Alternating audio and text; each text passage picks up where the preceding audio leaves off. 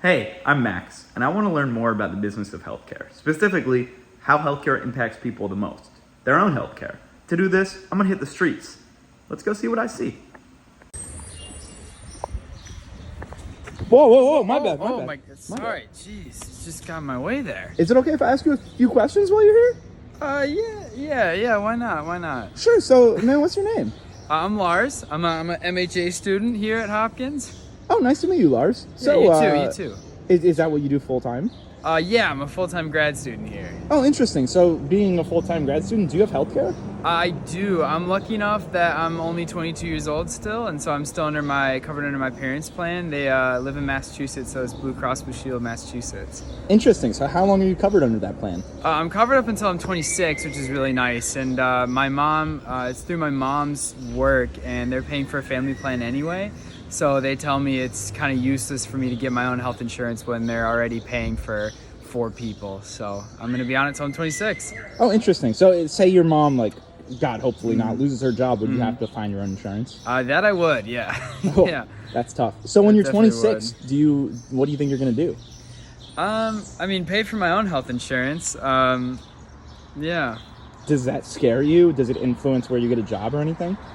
Definitely a little intimidating. I have been lucky enough to not have to afford my own health insurance, so it's a cost I haven't had to think about yet. But especially as I grow older and have to pay for so much of everything myself, yeah, it's a huge cost. Do you think it's a big cost consideration for a lot of people? Yeah, absolutely. Yeah, I'm really fortunate and lucky to still be on my parents' plan and not have to worry about that. But I mean, for anyone our age having to afford like the student health plan available through Hopkins, like that's an extra $3,000 a year that you got to pay. Did you consider that at all? I did, but to be honest, it'd just be $3,000 I would have to spend in addition to the health insurance. It just doesn't make sense to duplicate it. Wow, that's great. Thanks for your time, man. Yeah. No worries. See ya.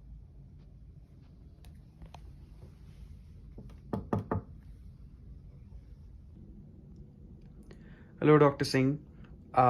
So, what are your opinions on health insurance, or rather, what are your experiences with health insurance, having lived in multiple continents over the years?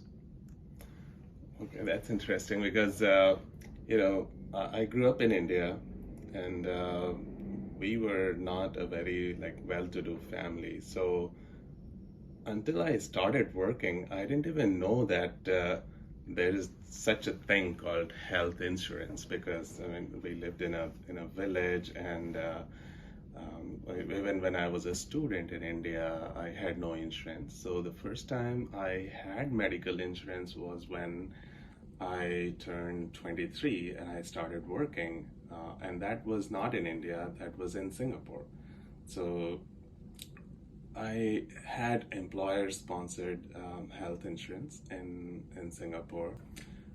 When I moved to US, I again had a university-sponsored health insurance, and later on I have employer-sponsored health insurance. Now, it occurred to me that a lot of people in the US do not have health insurance. So, as an economist and as a distinguished professor at a business school in the US, what are your thoughts about health insurance in the private world versus the urgency and move towards universal health care? So you see, insurance, health insurance, like any other insurance, think about it from economics perspective. It has the some very common, well-known issues. For example, the whole idea why we want to offer insurance is because we want to protect consumers or patients in this case against risk.